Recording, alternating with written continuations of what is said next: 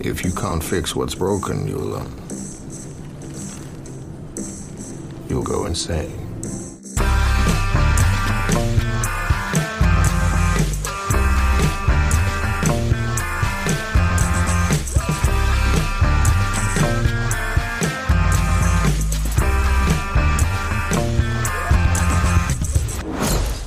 Hello and welcome to Unequal Sequel. My name is Dave and I'm one of the two hosts of this succulent podcast. Oh, and I'm Rich and I'm the other host of this succulent podcast. Think of me as Michael Myers to Dave's Laurie.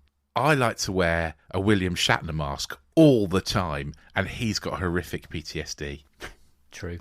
The premise of Unequal Sequel is very simple. We ask our guests for their best ever sequel, worst ever sequel, and finally their dream sequel. And of course, we quite often drift off and talk about other movies or just have some good chats in general. We do have to point out, we do like to drop spoilers because we talk about a lot of movies. Some of them are new, some of them are old, one of them very new in this one, in fact. But if you don't want to hear about that, just go away, learn to ride a horse, then come back, and it'll all be okay. On today's episode, we are joined by Boyd Hilton. Boyd is a brilliant film and TV journalist. He's the entertainment director for Heat magazine, contributing editor for Empire magazine, and you also might know him from the Pilot TV podcast, or maybe for his work on the BBC talking about films and movies. He also does a load of stuff for Bafta, apparently. He does. We're very excited to sit down with Boyd and talk all things sequels with him. These are Boyd Hilton's Unequal Sequels. Enjoy.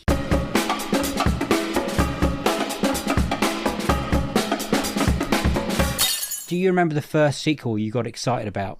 Or the first one that comes to your head? The first one that comes to my head is the clunkingly, monotonously obvious Empire Strikes Back. That's a good one. I mean, It's a good shout. Very obvious, though, isn't it? I went to see. I was 10 when Star Wars came out, and I was on holiday in America. My mum took me to Orlando, Disney World, in 1977 when Star Wars opened, and I got to see it. I wanted to see it. She took me to see it in Orlando. Wow! And that was quite a while before it opened in this country. Back then, films took ages to get to the UK, and in my memory, it's like months. It was months, but it may not be. I haven't checked. So Star Wars, very, very, very excited about that when I was 10, and then.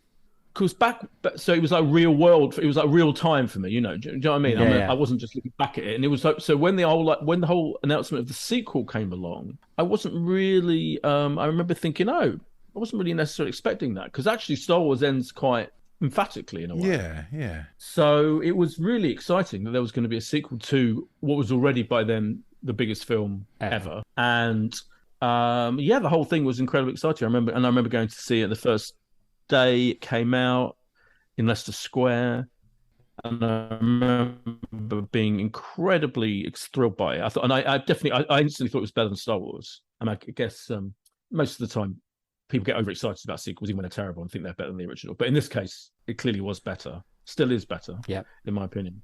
And it was very, very exciting. But having said that, now that I'm thinking about it, the first films that I ever went to see were like Bond films.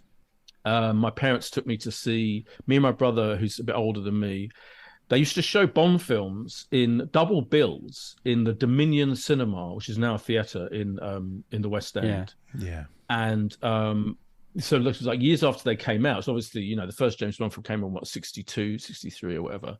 But they would show, the Sean Connery James Bond films in double bills. And we used to go to them quite frequently. When I was probably 6, 7. Yeah, really young. And I remember seeing those a lot and being like, even though I was really, really young, probably too young for a lot of James Bond. There's a lot of, there's quite a lot of adult, raunchy moments. But my parents were fine with it.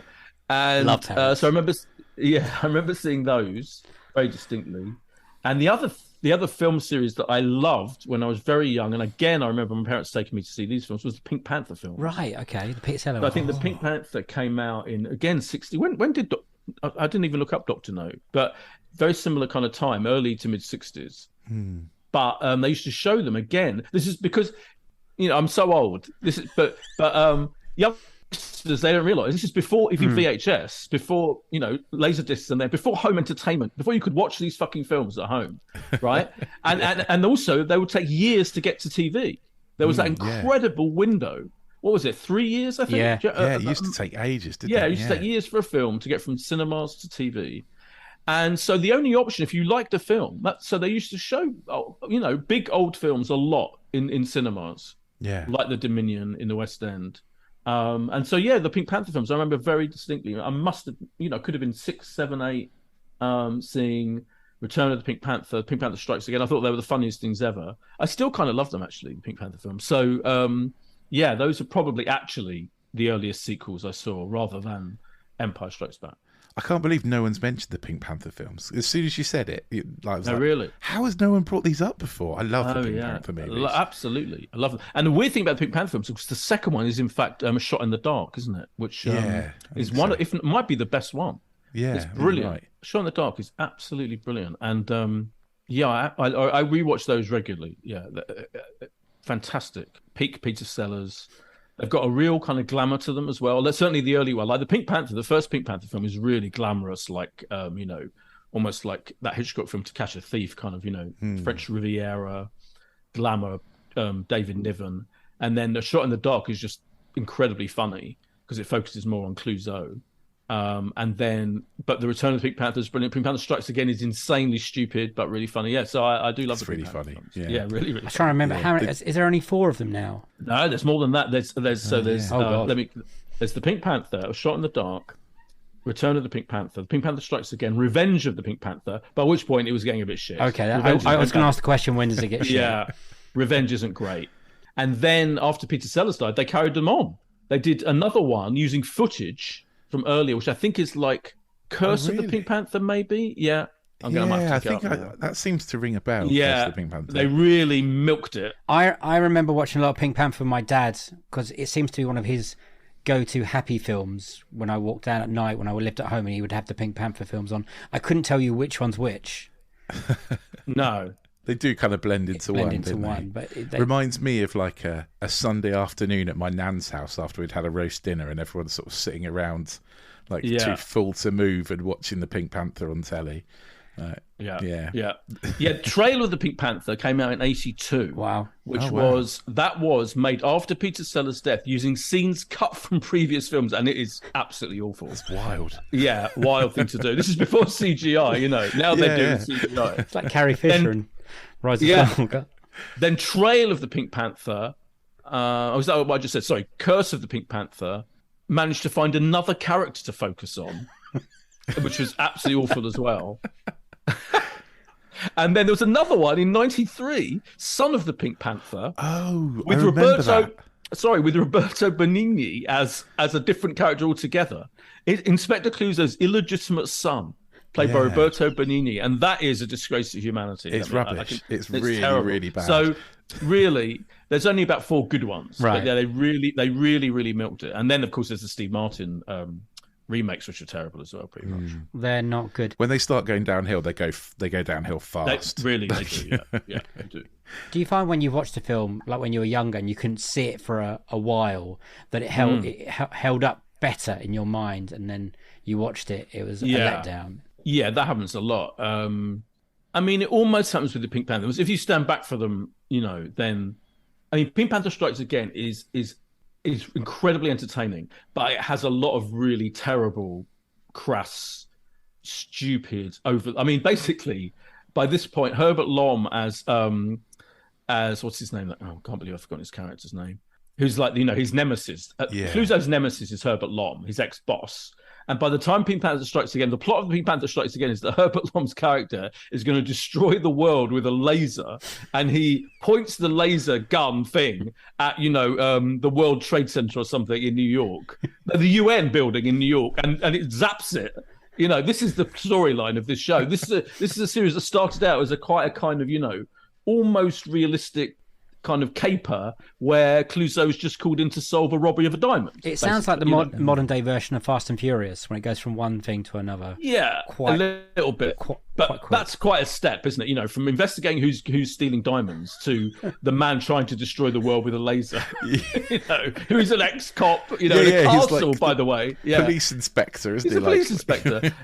So it got wildly implausible and kind of indulgent by the time the Pink Panther Strikes Again. But the Pink Panther Strikes Again is very, very watchable, despite all of that terribleness. But that's it. It's over. Revenge is barely watchable afterwards. Yeah. But not to your question. They're obviously really good fun for kids. All the Pink Panther films. Yeah. Like there's something very just lovely about just the whole character of Clouseau, played by Peter Sellers. And kids, like the Kato fights, which I think came in. You remember the character of Kato, his manservant, who attacks him to keep him on his toes. This has turned into a Pink Panther podcast, by the way.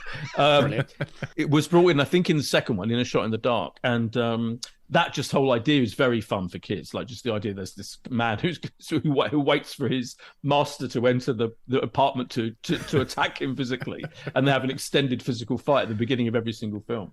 They're really fun, but then you watch them back and you think, oh yeah, they've dated quite a lot, especially again, Strikes Again with its dodgy special effects.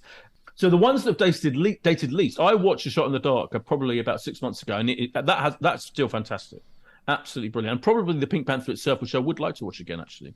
It's also probably hasn't dated that much, but the later sillier ones have, and I think comedies from the 70s. This is a massive generalization, but they often date quite badly. Like the pace is often a bit weirdly slow. Films that I remember being really like hectically paced, caper films basically often end up being, this by our standards, this is a bit slow. I find that with some of the horror films back in the day as well, like Friday the 13th, some of the shots they hold in that, it goes on forever.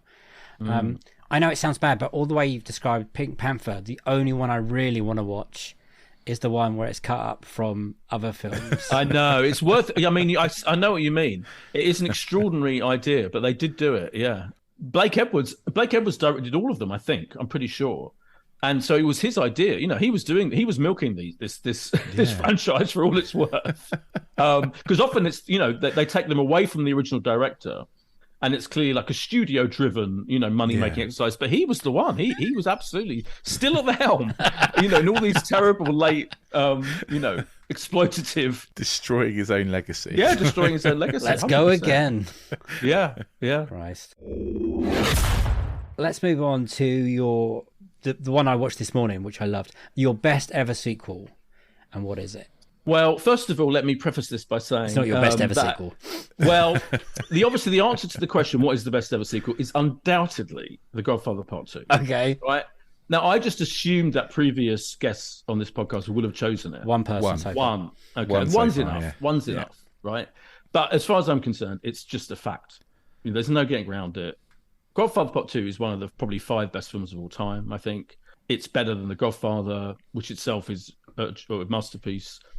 It's completely and utterly has not extraordinarily written and shot and actors and everything about it is amazing. So I just discounted that because I didn't check how many people had picked it already. Only one, right? But that is like, because that's one of my 10 favorite films of all time, without doubt. Yeah. So I kind of so put that aside. Of the rest, Mad Max Fury Road I've gone for as the best. It's a very good choice. And I still think, thank you. I still think it's up there. It's definitely been, it might be my top 20 favourite films, I think. I haven't got the list to hand, the official list. Tell me, Boyd. Tell me all of them. But it's absolute fucking cast iron masterpiece, 100%. Yeah. Are you a big Mad Max fan before this one? No. Wow. I was not. Absolutely not, no. My experience of this is that I don't think I even saw the original Mad Max for years. Like I saw it when it came out. Was it 1980? Something like that, yeah. Something like that. I think the last one was 93 or something. Rings a bell in my head. And I never ever rewatched it ever. I was like, fine, very low budget, the original. Yes. And then Mad Max 2, which is better. I have seen them all. Beyond Thunderdome it's like kitsch, like bullshit, nonsense. It's mental. Quite boring. Yeah. Mental, but a bit boring for long stretches as well. I have a real soft spot for Beyond the Thunderdome, Do you? but only because I watched that when I was like 12. Right. And it's kind of stuck with me. Were you a big since. Tina Turner But fan? Objectively, it's not great. I mean, Tina Turner is the bad guy. That's great casting, right? Oh yeah, and I love the song. Yeah. Absolutely love the song. Yeah. We need another here. Yep. I won't go into it, but that one. Well, go on, Dave. No, go on. no. Yeah. I just like the way she says the Thunderdome, like that. That bit of the song is my favorite bit. But the film itself, I would never rewatch. I would never rewatch any of the original films. Okay. Then along came Fury Road, and I was completely. I got to see Fury Road, so this at a very early screening. Perks. And not particularly excited about it. Like I was like, fine, new Mad Max film, vaguely interested, not particularly bothered about the original trilogy. But I went to see a really early screening at Warner Brothers in Theobald's Road in the West End, and quite small. I think there's probably only like 5 people there. They do these Warner's quite frequent. I mean, all film companies do these early screenings to get a taste of what critics are going to say about it in advance. So you go and see it. On the proviso, basically, you have to agree you're going to give them your feedback within about a day. That's why they're screening it for a handful of people in advance, way in advance, to see what the gist is of what the response is going to be. So that was the situation. Heavily embargoed, couldn't tell anyone I'd seen it, and I was absolutely bowled over by it instantly. And within 5 minutes, I was like, "This is a fucking wild." The whole film is absolutely insane. And I thought it was an absolute masterpiece, literally as soon as the film ended. And I told them so. And I remember I was trying to find the email, and I couldn't find it because I think they've archived our bloody emails at work. So it doesn't go back that far. But I distinctly remember them saying, "Tell us what you think of Mad Max Fury Road." And I was like, "I think this is a masterpiece. I think you've got it's easily the best film I'd seen that year, whatever year it was. It's just extraordinary, and it bears." Hardly any. Thank God, the first 3 films are irrelevant, are completely irrelevant. They did that on purpose. They wipe that out in the first 5 minutes, don't they? That quite right. little interlude. It's really clever. Well, George Miller said he did it on purpose. He wanted this film to fit anywhere. Like you could watch this film before the first 3. Maybe it's a prequel. Maybe it comes in between. He didn't want people to know. He didn't want it to be in a linear order anywhere. Okay. So he deliberately wanted this movie to be like separate. Every decision that he made for that film is the correct decision. The cast is perfect. Yeah. Because you've got Tom Hardy, in physical monosyllabic, hardly any dialogue mode. Didn't they count up his lines? Has he got like about, I don't know, 12, 12 like lines or something? Perfect. Because I love Tom Hardy, but his strength is definitely like physical, non-verbal, presence. I mean, he's just one like kickboxing martial arts thing he's doing now. Something like that, yeah. He is perfect. Charlize Theron, absolutely extraordinary, totally convincing. They really didn't get on, did they? There was... No, there's brilliant. There's loads of stories about how it was a nightmare to shoot. It was an absolute nightmare. It looks it though. If it looks on camera, it looks horrible. It does, yeah. But the other thing you think about it is how did they do it? And I've watched all the making of stuff, on the DVDs and the Blu-ray, etc. And I've read how they made it, oral histories, and they're all kind of quite mature about it. They're like, we didn't get on that well, but we dealt with it. But I can never. You watch this film, it's one of the above and beyond all the kind of heavy CGI'd, science fiction films set in the future, blah blah blah, because this was almost entirely shot in camera without CGI. I mean, there's obviously CGI enhancements, of course there are, but I genuinely can't work out how the fuck they made this film. I'm no expert, but I've been on film sets. It's just extraordinary. Still to this day. I mean, how long ago was it now? It was 2017, 2016, something like that. Right. Was I completely wrong? 15. 15. I think they made it. It probably came out 16. I think. Anyway. Oh no, it came out in 2015. So 7 years ago. Honestly, it absolutely stands alone in terms of propulsive action. The whole film feels like you're in the racing car being driven over 200 miles an hour. And I still don't think there's been anything like it before or since. It's a unique thing and it works perfectly. And you're emotionally invested in it. Yeah.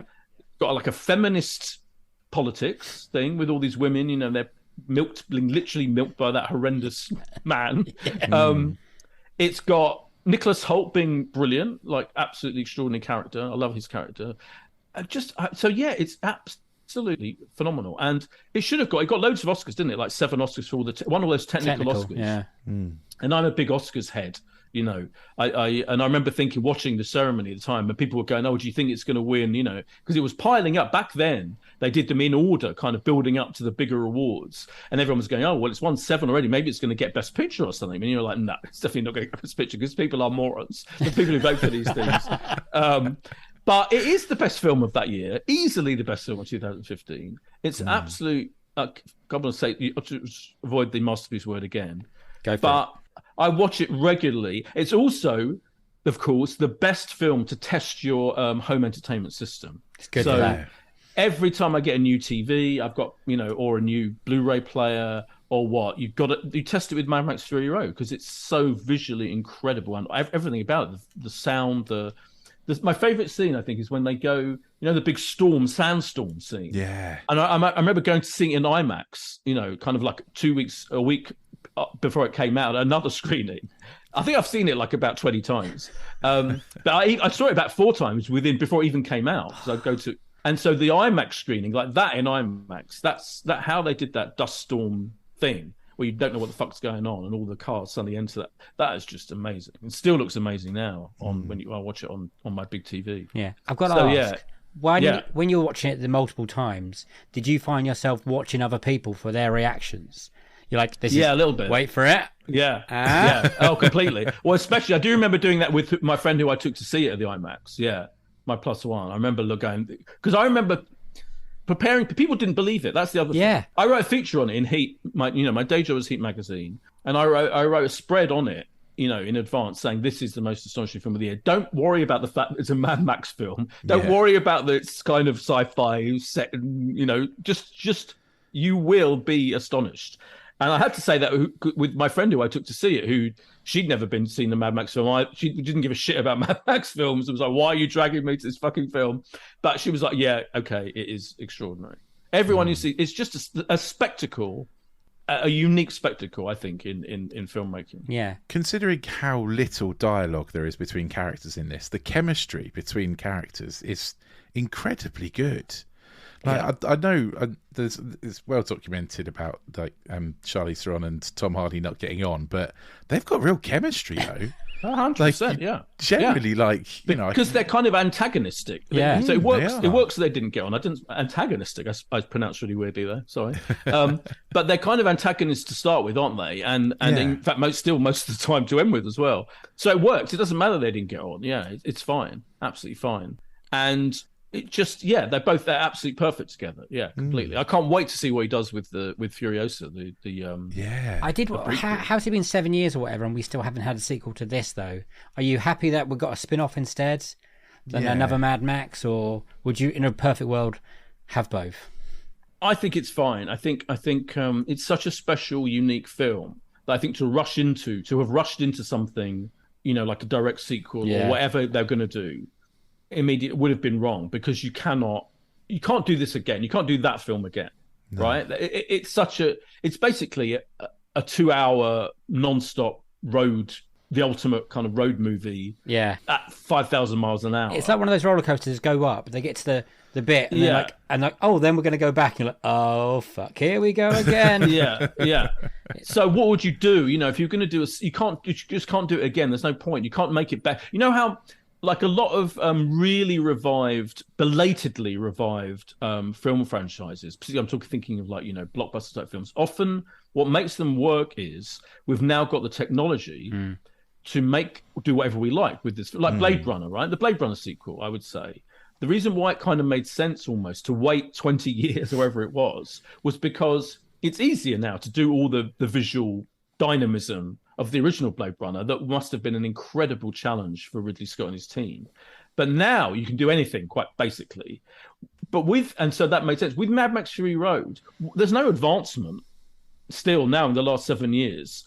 And I don't think there'll be any other advancement in the next 10 years that would make it look better than it is already. It cannot look better than it is. And there's no technology that can make anything feel more effective in what it's trying to do. So I think whatever he's doing with Furiosa, a different kind of film by all counts. Makes sense. Just do something. Same, give us another thing and set in this world. Fantastic. Yeah. But anything that tried to do this again would be doomed to pointlessness, I think. I do like that this is from the same director that did Happy Feet and Happy Feet 2.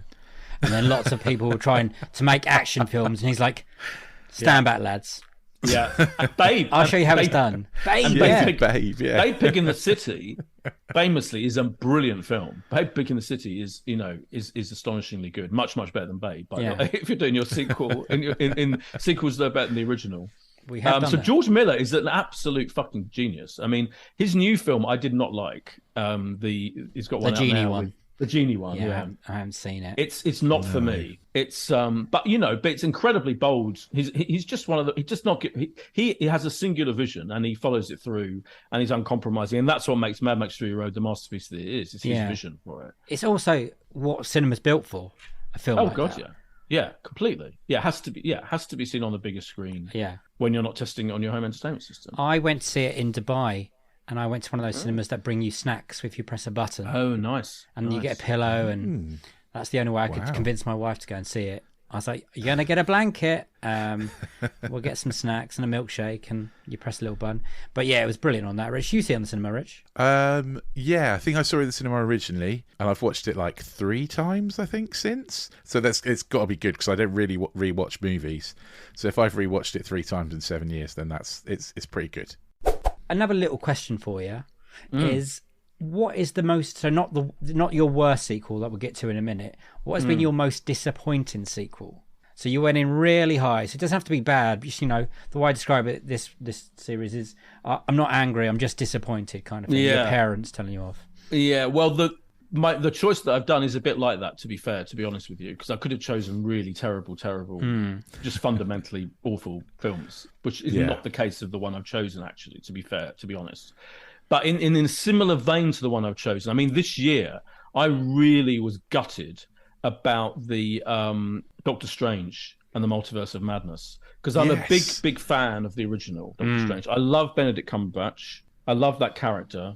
I think the original is a really unusual Marvel film. I think Marvel films. I'm not one of those kind of obsessive Marvel people, and I'm also not one of those people who thinks that they should be removed from the earth because I'm like, if it's a good film, I'll like it.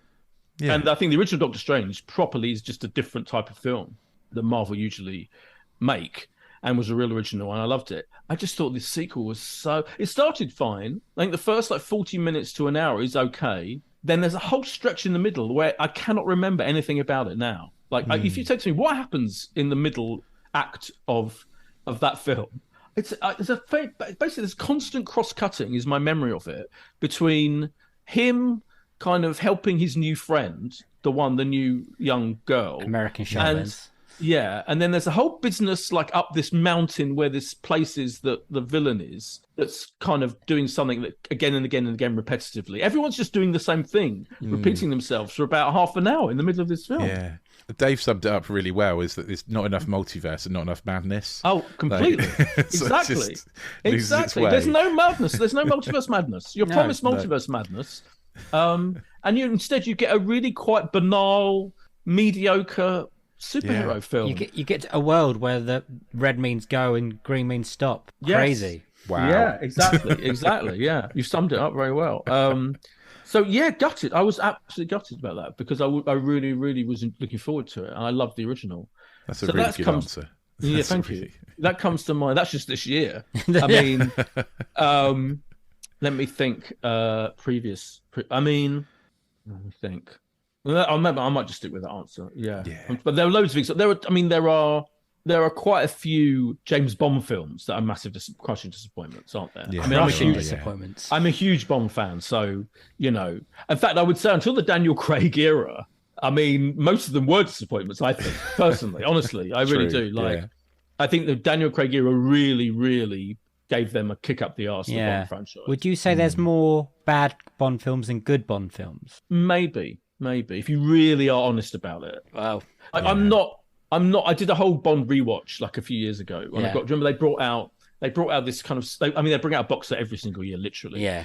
But they brought out this quite nice suitcase kind of one box set, and I remember being given it brilliantly by HMV or whoever. I was like, oh my God, amazing. DVDs. So I kind of rewatched them all, and a lot of them aren't great at all. Really, really dated badly. Yeah. But still, like, when The Spy Who Loved Me is dated, but it's still fantastically entertaining. But actually, the ones that have dated terribly are the mid-Pierce Brosnan ones, and aren't that entertaining. Yeah. I think between GoldenEye and Casino Royale is just bad. Bad. It's all bad. Die Another Day is the worst thing I think I've... it is. The surfing with a bit of the... I know, but the world is not enough is boring. It's really yeah. boring. I saw that someone did. I think the Times did this at the weekend, didn't they? Of they ranked the Bond films, and it was surprisingly high. The world is not. I was like, no way is it? They spend like half an hour showing Judi Dench fixing a clock. Right. And there's a lot of boring submarine. I can't even remember. All I remember is a lot of dull submarine action. Isn't that Die Another Day? Oh, I don't know. Tomorrow Never Dies. They're all the same. Oh, maybe you might be right too. I'm fully capable into one. They do blur into one. So I think the Roger Moore turning into a James Bond podcast. This is what we do. The Roger Moore terrible ones are much more enjoyable to watch than the bad later ones. If you like, give me Moonraker over Pierce Brosnan ones any day. Moonraker was last in this poll I'm talking about, in this Times, and that's not right. That's just wrong. Moonraker is not the worst. It's got a reputation of being terrible, partly because it was a very obvious... Actually, Moonraker is really, if you think about it, is one of the few actual real sequels, because it is a sequel to The Spy Who Loved Me. It's got Jaws back in it, etc. So, and it's obviously like trying to do a Star Wars thing in space, but it's got a lot of pleasures in it. It's got mixes incredible stupidity with some quite good stuff. Whereas the boring late, as we keep talking about, Pierce Brosnan ones don't even have that. So I would rather watch Moonraker than like Quantum of Solace either. The second Daniel Craig one. I am a Quantum of Solace apologist. Oh, okay. Yeah, I like Quantum of Solace. There's I think I challenge people to rewatch it. I did last year. It was rubbish, Boyd. No, the Opera House sequence in Quantum of Solace is really, really good.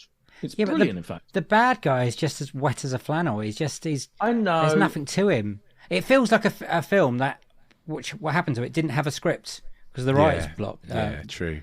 There are good sequences in it. I think. Daniel Craig was writing his own script. I know, but. Despite all that, I still think I know it doesn't make any sense, but I still think the set pieces are really good set pieces. I love the locations. The locations are good. Yeah. I would defend the Opera House sequence it's one of the best sequences in James Bond history. I think the whole ending in that weird hotel place, in the desert, is spectacular. I like all that visually. I think it's pretty good. What about the song? What about the song? Oh, the song's awful. That's the Jack White one with Alicia Keys, wasn't it? I know. Yeah, it sounds like someone putting out the bins.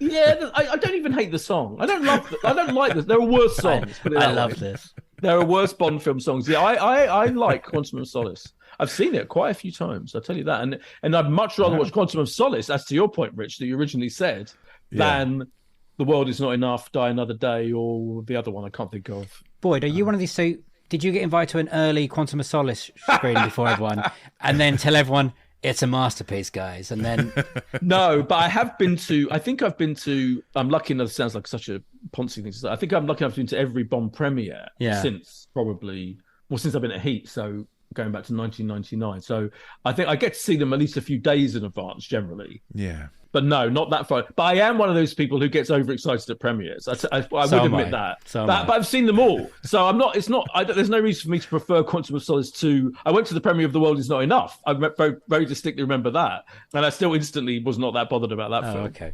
So it hasn't marred my taste to that extent. Brilliant. I still think Quantum of Solace is underrated. I feel like we're in a good place now to go to your. I'm going to say worst ever sequel, but I feel like it's not your worst ever sequel. Yeah, it's more it's disappointed. Yeah, it is. But I was so disappointed. Is it angry disappointed? Yeah, there we go. I'm angry. I'm very angry. Yeah, I mean, what is it? It's Jurassic World Dominion, which came out this year. In fact, not only did it come out this year, it's just come out in the new extended version. Wow! With, I believe 16 extra minutes of bullshit. Oh no! On the end of an already overlong, I'm going piece to of have to shit watch film. this extended version because my son is going to make me watch it. Oh, And sorry. I don't want to have to watch it again. Can you let us know if they show more of the Jurassic World? They kept promising for like 20 years. Well, that's a good point. It's a very good point, isn't it? Because we were promised. Yeah, it's a bit like calling your film The Multiverse of Madness and not have a mad multiverse. In it at all, you know. It's the end of the previous Jurassic World film clearly shows the dinosaurs invading the rest of planet Earth, right? And you are led to believe, and we all got, and it's an exciting concept, yes. And what better way to round off the whole Jurassic franchise than unleashing them? I know they are a bit in Jurassic 3, whatever that was called. What's that called? Jurassic Park 3. Basically, it was called. That's what it's called. But you get a bit of them, you know, kind of landing on the mainland, if you like, in that. But the whole idea that it wasn't going to be on an island or a theme park or whatever anymore, and instead they're unleashed upon the whole world in general. And so your imagination's running right immediately, like, oh my God, we're going to see T-Rex in New York. And I was expecting The Walking Dead, but with dinosaurs. We all were, Rich. That's what I wanted. Of course. And I've read the interviews with Colin Trevorrow. Yeah. Trevorrow, how do you pronounce it? Trevorrow. I've read the interviews. I've seen the interviews with him. I've listened to the Empire Spoiler Special podcast conducted by my very good friend and colleague, Chris Hewitt, previous guest on this podcast. Yeah. I've watched the fucking EPK, you know, bullshit spiel on the extras, on the iTunes extras, etc. And all I can hear is Colin Trevorrow kind of basically saying, oh, yeah, we did promise that. But in the end, we thought, no, we don't need to do that. That's the obvious thing to do. Instead, we're going to have these things in Malta a bit. You know, have the those dinosaurs called in the Malta. Yeah. Those new versions of Velociraptors in Malta, and that's it. In a kind of weird chase sequence that doesn't make any sense whatsoever. And it's like a Bourne film with a dinosaur in it. I was going to say, yeah, someone watched Mission Impossible and thought, Mission dinosaurs in that. Yeah. But not at all what you're expecting. And in fact, they dispense with the whole concept of the dinosaurs running riot in the world in the beginning with that crass recap of, you know, using terrible fake news footage. I hate them. Oh, my God, it's so badly done.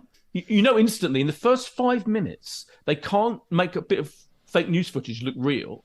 You know, the most expensive budget in the fucking world. It's probably cost $250 million at least dollars. They can't make it look like actual CNN or Fox News or whatever. Showing us dinosaurs running riot in the world. And then it becomes the same story as almost every previous Jurassic Park / world story, but more boring and wasting the original characters in the most disappointing way. And there's and he tries to justify Colin Trevorrow, but he failed, absolutely failed. I just think it's a complete failure of, I don't know, of every like creativity, just going down. Did they ask you your opinion on this one as well, Boyd? Yeah, they did. And what did you say? I used the word disappointed quite heavily. Did you sigh as well before you said, like, lads. Yeah. In the old days, they did used to phone you actually for your feedback, and I'll email you. I'll send you my considered feedback. But I wasn't phoned, thankfully, but I was asked for feedback, and I remember saying how disappointed, gutted I was about it. You try and temper it, you know. There was literally no point to bringing Laura Dern, Sam Neill, Jeff Goldblum back. Yeah, there were. They the did nothing for the story. The locust can get right in the bin. Oh my God, I forgot about the locust. Yeah. There was no point in those legacy characters going back, apart from to go, look, we've seen the first movie. Rubbish. Absolute rubbish. Yeah.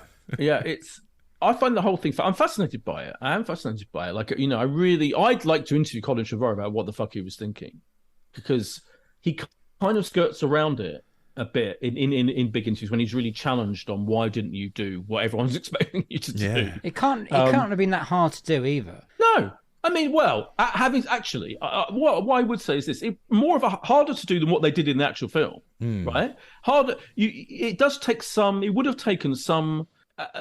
Creativity and discipline to work out the best story to tell in which dinosaurs are running riot on in our cities or wherever. No, they could have been anywhere. Las Vegas. It could have been. Obviously. Imagine them in the Grand Canyon or whatever. But it would have taken a really good writing team, and to come up with a way of making not just making it a kind of indulgent mishmash, and bringing some structure and discipline to that idea, right? I would prefer to watch dinosaurs run right in Bedford than I would in 100%. Dinosaurs in Essex, yeah. Yeah. It'd been brilliant. The only way is dinosaurs in Essex. Anyway, it would have been harder, and that's why I think he didn't do it. I think it's a bit of it's a tough one because but it could have been easy. But that's what they're there for. Clever script writers and storytellers. You've got a world to build, I suppose. You actually do Jurassic World, and also clearly they wanted to bring back the OG cast with the new and again how to incorporate them. I mean, they didn't manage that in this film, but it might have been harder in to give us what we were all expecting. But his explanations of it are just so lame as well. I hope it doesn't listen. I was going to say, I hope it does. I hope it does. It's nothing against him personally, but he's made some terrible films. Yeah, I slightly worry. If he does listen to this podcast, he's heard us slag it off enough anyway. So. Right, fine, yeah. I'll join in the Book of Henry shit as well. The Book of Henry is an extraordinary thing, isn't it? It really is. That has to be seen to be believed. So I think he's fully capable of making the worst decision. Yeah. When it comes to, because he was supposed to do the Star Wars film, wasn't he? Was kind of removed. Wow. And I always thought that was a bad idea, but I've changed my mind. Yeah, same. Yeah, I mean, I don't think his version of The Rise of Skywalker, whatever it was, would have been better. I really don't. No. Yeah. What is the worst part of this film? Is there a scene that really, really gets you, angry? I mean, everything about Chris Pratt, communing not only with Blue, the Velociraptor, but it can now commune with any dinosaur by holding his hand out. Yeah, and everyone does it. Everyone does it. You can just now absolutely deal with all vampires by just showing them your hand. That is ridiculous. To be honest, the whole climactic section back in a forest with dinosaurs is ends up being the least. The original is a masterpiece. The way Steven Spielberg directed that original is absolutely perfect. The number of classic visual moments in that film, not just the vibrating water in the cup, but there's loads of moments like that you instantly recognize when you're looking it back. Iconic, to use that overused word. I cannot think of one apart from the really obvious little homages to those moments in this one in Dominion. And even those are too much. And even those are right. Forceful, they are. I don't mind that. That's fine. I don't mind that. That's fine. But there's not one memorable visual sequence in this film. Certainly in the second half. I've got one that sticks out to me, for all the wrong reasons. Yeah. It's when they see the Brachiosaurus in the snow at the start, and it looks like it's floating. It looks like it's so badly done. It looks like it's floating in midair. Yeah, the VFX are weirdly not great, are they? Often? I've seen BBC productions for TV that do better. Well, the Apple Dinosaur program on Apple TV is absolutely. That was astonishing when you're talking about dinosaurs, and I'm convinced I was crying by the end of that, and I had to remind myself that that's not actually happening. Yeah, completely. Yeah. How do you feel about the rest of the Jurassic World series?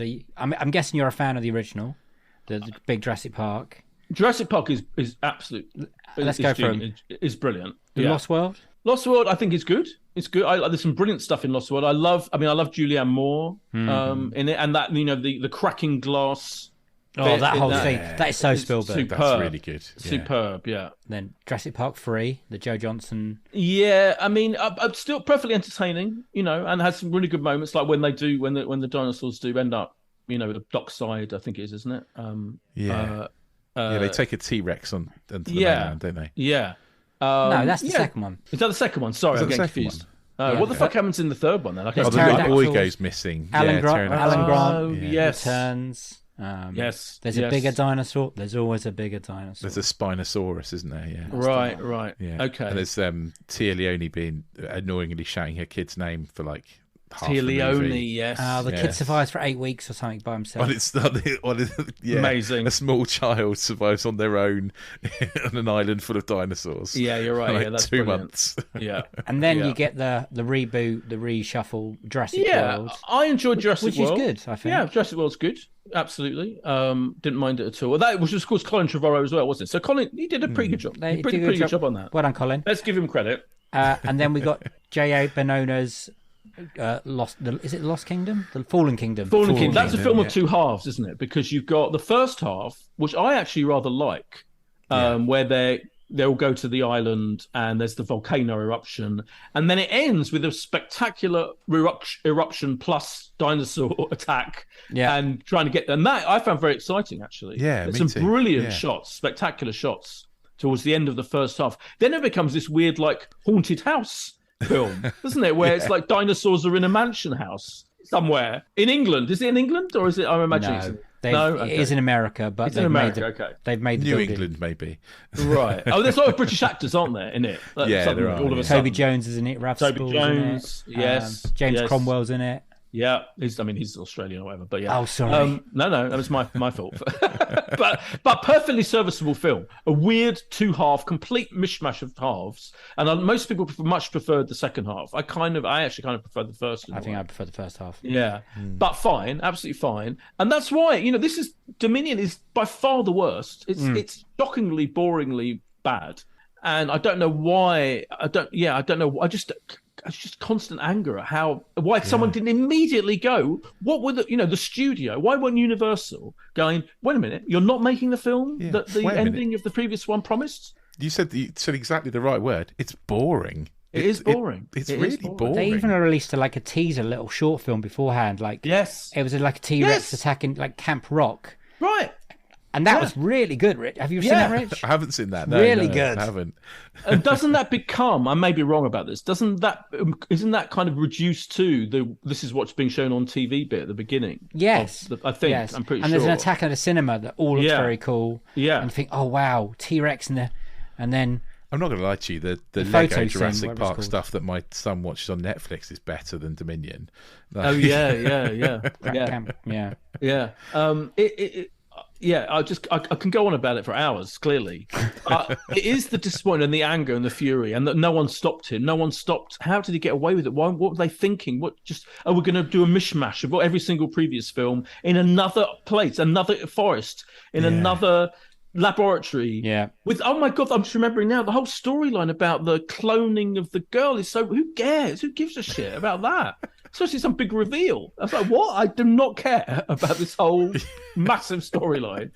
And you reminded me about the Locusts. That's a completely other film, separate film. That's Locust, exclamation mark. I don't mind seeing a film about giant locusts attacking people. Quite good fun. But it's nothing to do with Jurassic Park, the Jurassic films. I want to see dinosaurs. Yeah, I want to see fucking dinosaurs in a cinema or in the Grand Canyon. Yeah. If they were to do another one, how far in front of the queue would you be to see it? I'm such an idiot that I would be absolutely first in the queue. I'd be very excited. Yeah, but you know what?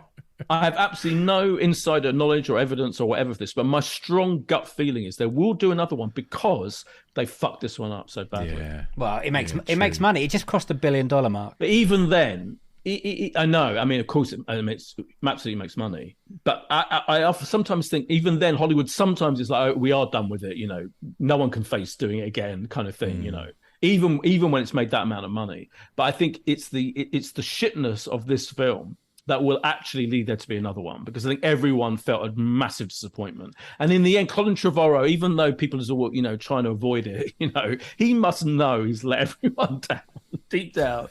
And I just think that's too much. You can't bow out on a massive franchise like this with that film. No. So I strongly think, give it 5 years. I would say 5 years' time, some really good director and creative team will go, how about we just do one more just to show that it's not so shafted, and they might have one Jurassic Universe. Yeah. Dinosaurs on Mars. Oh, no. I mean, I prefer that than Jurassic Dominion dinosaurs in another fucking jungle somewhere with loads of trees. So my guess is, how about this? I'm running wild now. Go on. I think that what's her name? You know, the female lead in Dominion. Bryce Dallas Dallas Howard. Howard. Yeah. Thank you, Bryce Dallas Howard. Forgot her name because I'm getting old. I am getting senile. I think she will direct a Jurassic film. Oh, Yeah. She's a good director. She's a good director. She's obviously got a massive emotional connection to the franchise, and she must know. She's a woman of great taste, and she must know this is a terrible film to bow out on. Yeah. And so I just think I bet she'll direct another one. That's my feeling. I hope so. I've got another little question for you to try and trip you up. Yeah. As if I haven't said enough things that are factually incorrect already. No, this is more positive. Okay. Has there been a franchise or a sequel, so a franchise 3, 4, 5, 6, 7, 8, 9, 10 that you've given up early, but it brought you back? So even after the first one, you're like, that's rubbish, I'm not going to go see a second one. Then That's a good question. it's the hard. I would say it's the hardest question on our. Yeah, we call this is. like the Fast and Furious question. Do you know what? I of course immediately didn't think of Fast and Furious, but then I was trying to avoid saying that. Massively trying to avoid saying that. I mean, I'm not. Mission Impossible 2 would. Yeah, you see, I didn't hate Mission Impossible 2. Well, I didn't hate it. I didn't mind it. Yeah, I mean, I'm a quite big fan of him. You know, director. What's he called? Oh, the second, John Woo. Yeah, John Woo. Yeah. John Woo. I kind of like his ridiculous, over-the-top, operatic doves in slow motion version. I mean, at least that's his. It's him. You know what I mean? The thing about Mission Impossible 2 is it's John Woo's Mission Impossible, isn't it? It's like completely 100% all of his obsessions and indulgences in a fairly mediocre, to be fair, film. But at least it's not like bland. Do you know what I mean? The complaints about Mission Impossible 2 are it's ridiculously over the top and overlong and indulgent and slow motion, too much slow motion. And I love the first one. I'm a massive Brian De Palma fan, and he did a brilliant job with that first Mission Impossible film, by the way. But I've watched every single Mission Impossible film, and I do really like them.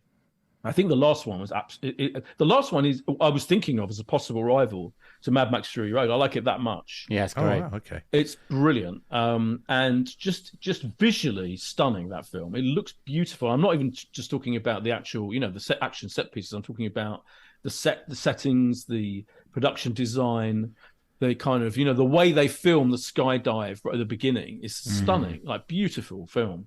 I remember seeing that at the IMAX, I think at the premiere, and just being completely loved that, instantly loved that. So I think I like them all pretty much.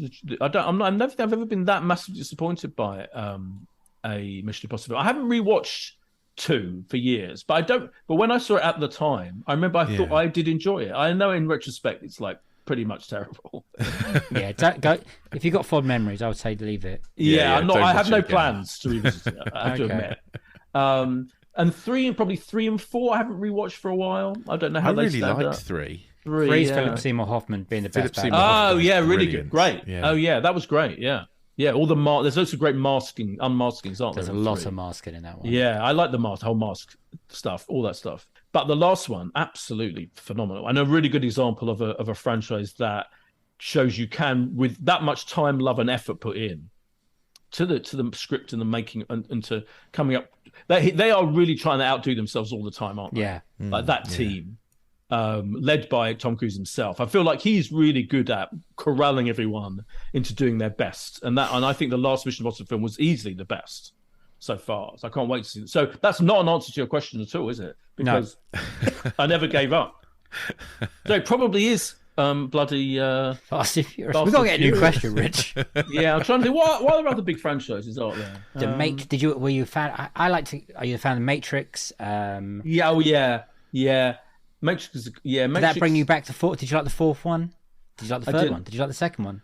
I didn't mind the 2nd and the 3rd. The 2nd's got that incredible motorway freeway chase, isn't it? Yes. Which at least is that's the good bit of the second one. That's the good bit of the second one. I don't remember much else about it, to be honest. There's not much else to remember, to be honest.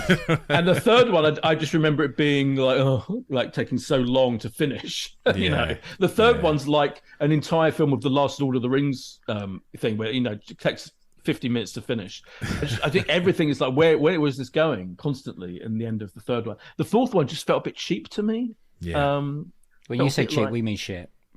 Yeah. We didn't like it here. I hated it. I really hated it. I gave it 0 stars when we rated it. Wow. I really, Worse than really didn't Jurassic like World it. Dominion.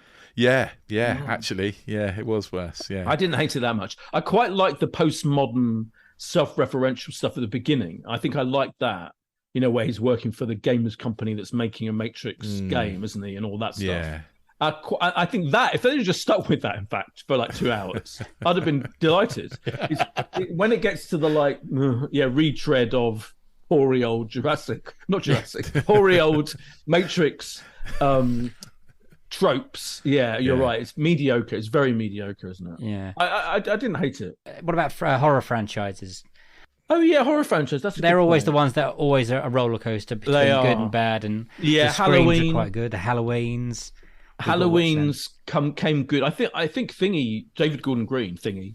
I've got his. Some names come to mind instantly. Others, I can't get. But David Gordon Green, I think, has done a really good job with the new ones. I have to say, even like I think the second one's better than the first. Oh, okay. I like the second one. I think it's a bit weird and a bit I think the second one's less predictable than the first. The first is like kind of, it goes exactly how you expect it. The second one's a bit odd, has some kind of weird, goes down weird avenues that you're not expecting necessarily. And I'm looking forward to the third. I like the idea of some sound of it's just like, I haven't seen it yet, but I think starts screening next week. But the idea of just literally Jamie Lee Curtis fighting him in a house seems to be the story. Fight to the death. So I'm looking forward to that. But there are some terrible ones in the middle, aren't there? Like, what's his name? That idiot director who I can't stand did his Halloween, didn't he? Do you know the one I mean? What's his name? Resurrection's the bad one. The one with Busta Rhymes. Yeah, Resurrection. Yes. When he trick or treat motherfucker. Yeah, that's terrible. But I'm not even thinking of that one. I'm thinking of another one. 4, Curse, The Return. Again, they blend. Yeah, they really do blend, don't they? Let me go have a look. Rod Zombie's one. Rod Zombie. Oh, the remake. He did two, in fact. He did two, yeah. My God, I don't think I've even seen the second one.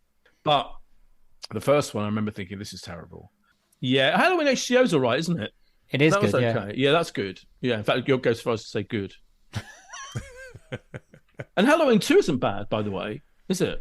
No. Halloween 2 and then 3, they decided to ditch it all and then do the Season of the Witch. Yeah. And then that didn't do well, so they came back to Mike Myers and Halloween. Yeah.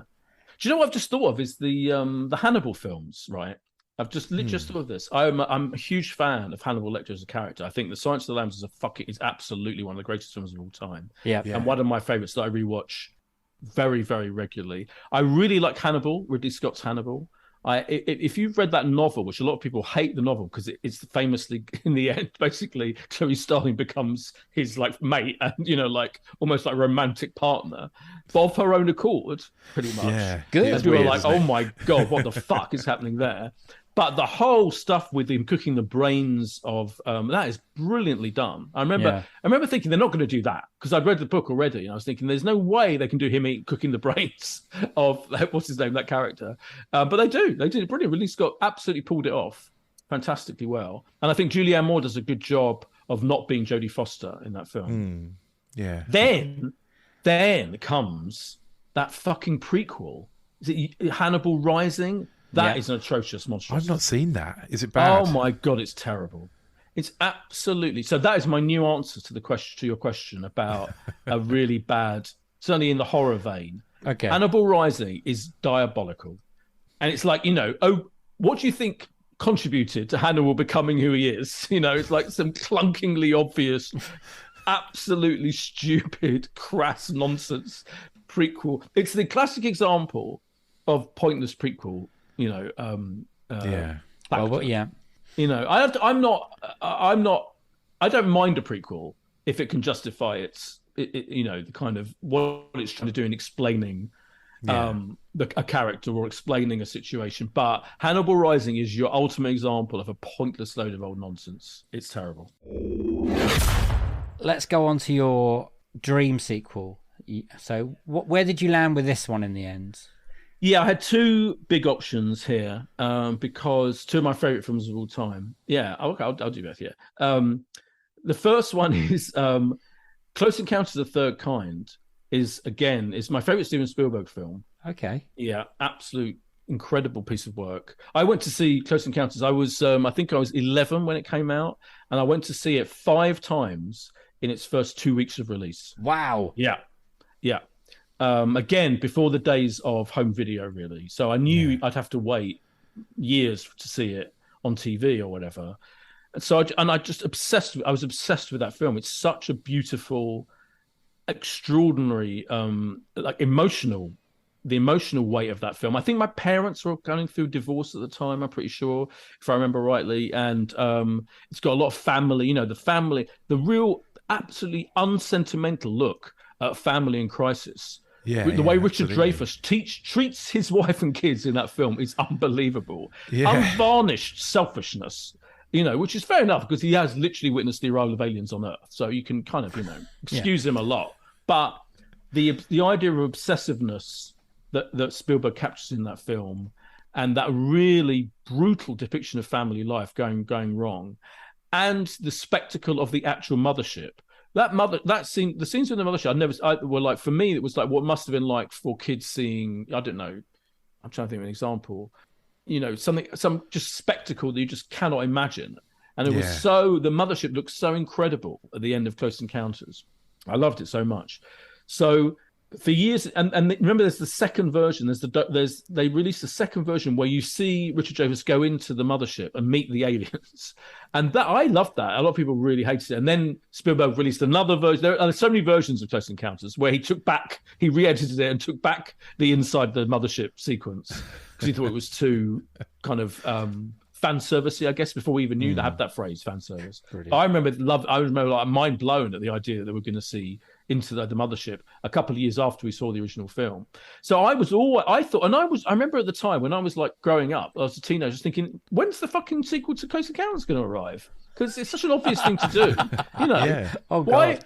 What, you know, I want to know what happens to Richard Dreyfuss with it now that he's in an alien planet somewhere, and I want to know what happened to his family left behind. You know, and all this, there's so much stuff that you just desperate to know. What happened to all those people that have been on the ship? Right, exactly. That whole time. Like everything. Everything.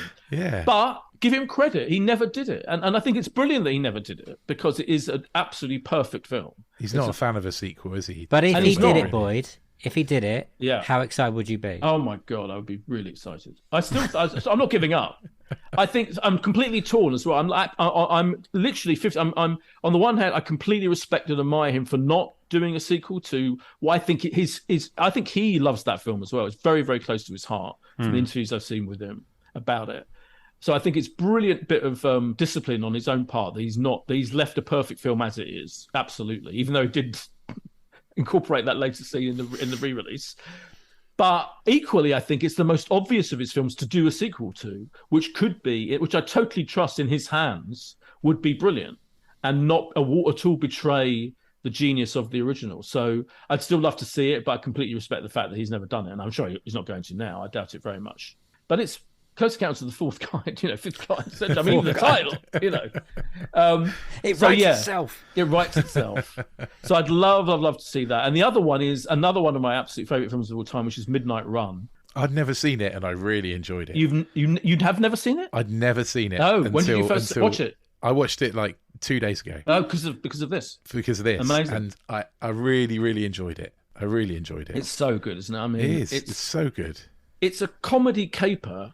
It's a buddy comedy caper. It's a complete formula on one level, but it shows you that a Hollywood formula, can be completely brilliant if the script and the direction and the performances. De Niro at his absolute peak. De Niro and Charles Grodin. De Niro is so good in it. And Charles Grodin, who's sadly no longer with us, so this sequel cannot happen, by the way, because Charles Grodin's dead, and I don't want them to replace it. That's all. I've got a way around that. Oh, go on. Because at the end, he says, "I'll see you in another life." Yeah. So the sequel is they're both in heaven. I like it. Wow. High concept. He's just got to do another bounty, and he's gone for the Duke again. But basically, it's in heaven. There you go. Yeah, I like it. I like it. Yeah. So before he died, put it this way, I was like, maybe one day, maybe they'll do it. And I think there was talk at one point. I've read Charles Grodin's I think A memoirs. lot of talk. There are sequels, aren't there? But without without them in. Like, without them. Yeah, there are. Yeah, there's the guy that they've got the guy that played Shooter McGavin in them. What's his name? Christopher McDonald, is it? Oh yeah, good. Yeah. He was in Grease too. Yes, there was talk. Yeah, like more straight to video, weren't they? That's what they're like TV movies. I think, TV weren't movies they? / straight to video. Yeah, fair enough. But an actual proper But sequel. I don't think they count. Yeah, they're not proper sequels. No, they don't count. But an actual proper sequel, I remember at one point, I'm sure it was pretty heavily going to happen, and then everyone decided not to bother. But again, it's perfect that there isn't, because it's a completely perfect film. Not one moment that isn't just phenomenal. And that chemistry, talk of chemistry between Charles Grodin and De Niro. Yeah. Remember when this came out in 1988? De Niro now, I guess. De Niro's gone through a weird late period, hasn't he? Because there's some great stuff in De Niro's late, but he would do trash. I mean, he has been in some awful shit films, right, in the last decade or so. But back then, this was a real massive turn for him, because he was just famous for being in all those Martin Scorsese films and being essentially the ultimate, serious heavyweight, literally in the case of Raging Bull, for example, actor. And now he does this effectively quite light, frothy comedy. Buddy comedy. It was honestly, I remember when it came out at the time, I was like, oh, that's weird that he's doing this kind of film now. But his comic timing is fucking brilliant. He's amazing. He is the straight man, effectively. But he's still incredibly funny when he has to be in this film. And he has little moments, those little quips that he has throughout that are brilliantly done. And just the cast, Yaphet Kotto from Alien, another one of my favorite films, is amazing in this film. And Dennis Farina as the as the villain, the main gangster. I'll stab you in the neck with a pencil, all that stuff. He is amazing. Every single line that he's got is brilliant in this film. So it is absolutely an all-time classic masterpiece of film. And if they'd have had everyone involved, if Martin Brest, the director, and George Gallo, the writer, and Robert De Niro and Charles Grodin had all been up for it, then a sequel to this, some point in the last 20 years that after it came out and before Charles Grodin died, would have been amazing, I think. Yeah, definitely. I mean, the chemistry agree with you. Have you got kind of... Yeah, definitely. Yeah. The chemistry's amazing. Have you got any kind of idea of what the sequel might be? Have you got any kind of... Like, let's say it was in 93. I think Charles Grodin, the Duke, in what's it called, witness protection, right?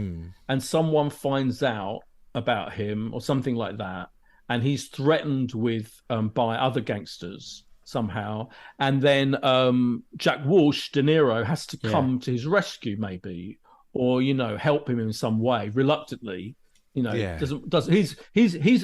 out of the business, the bounty hunter business, for years, reluctantly pulled back in by his old mate, being under threat. I think that's roughly what I would have pitched. Do you think he's got his coffee shop? Yeah, maybe he's got his coffee shop. Yeah, absolutely. Yeah, totally. The dream, yeah. And then just as he's opening the coffee shop, maybe, he's thrown back into the world of bounty. You would have to have Marv in there, wouldn't you?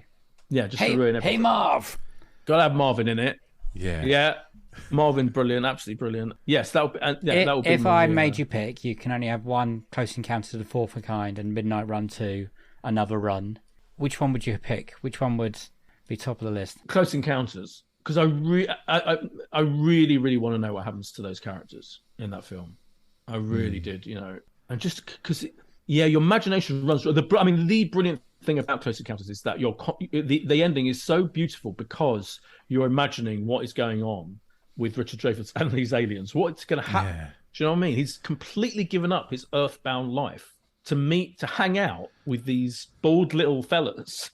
Like, what the fuck is going to happen? It's such a big mystery to me that I think that I really want to know. And in a way, part of the reason why I guess they could never have done it is whatever answer you give can only be a disappointment in a way. Yeah. So the poetry of it is that you don't know. He doesn't know what he's letting himself in for, does he really? No. They could be torturing him. Yeah, of course. Probing him. Yeah. Wow. So, I think Close Encounters is the one.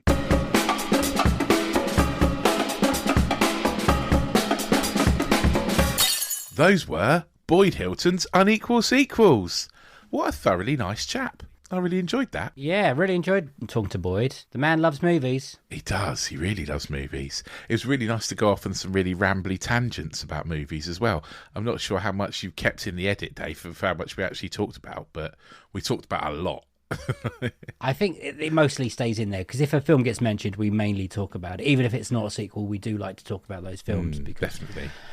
you know, we love films and they're good chats. And talking to Boyd, yeah, he's seen a lot, and it's interesting talking to him when he's seen the films early, like he did Mad Max, Fury Road, and Jurassic Park Dominion and stuff. Yeah, I really enjoyed that chat. It was really entertaining. It's really fun talking to people who, like Boyd, are just passionate about film because you can just let them go. Definitely. Like we don't have to hold hands in this one. It's like, oh, he's off.